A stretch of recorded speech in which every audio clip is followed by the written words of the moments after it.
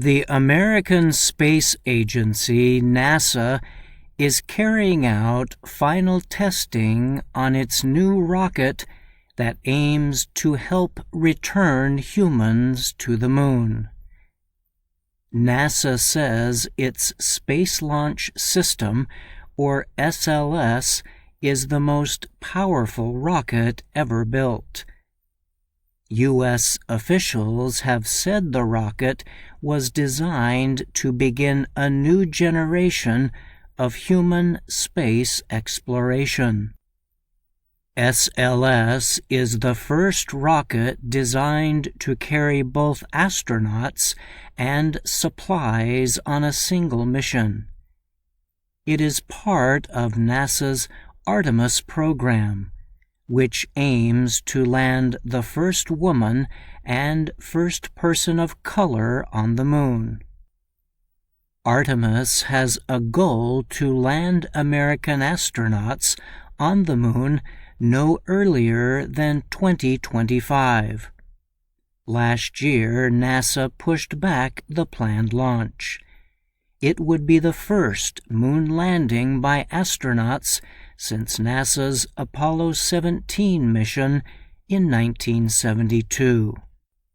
NASA is calling the first launch of the SLS rocket Artemis 1. There will be no crew on the spacecraft during the first mission. SLS will carry NASA's Orion spacecraft on a test mission to fly around the moon. NASA announced last year that it had chosen American company SpaceX as its partner to land the next astronauts on the moon. SpaceX has already completed several missions to carry astronauts to the International Space Station. SpaceX uses the Falcon 9 rocket and Crew Dragon spacecraft. SpaceX also is developing and testing a human landing system, HLS, designed to put humans on the moon. NASA's plan for the future calls for its SLS rocket to transport astronauts on the Orion spacecraft to lunar orbit.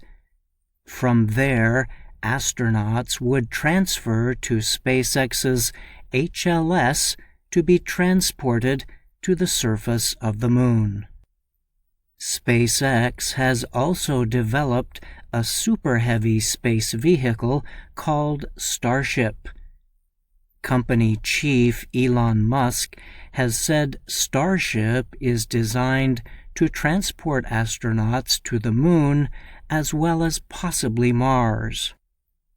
Unlike the SLS rocket, Starship is designed to be reusable.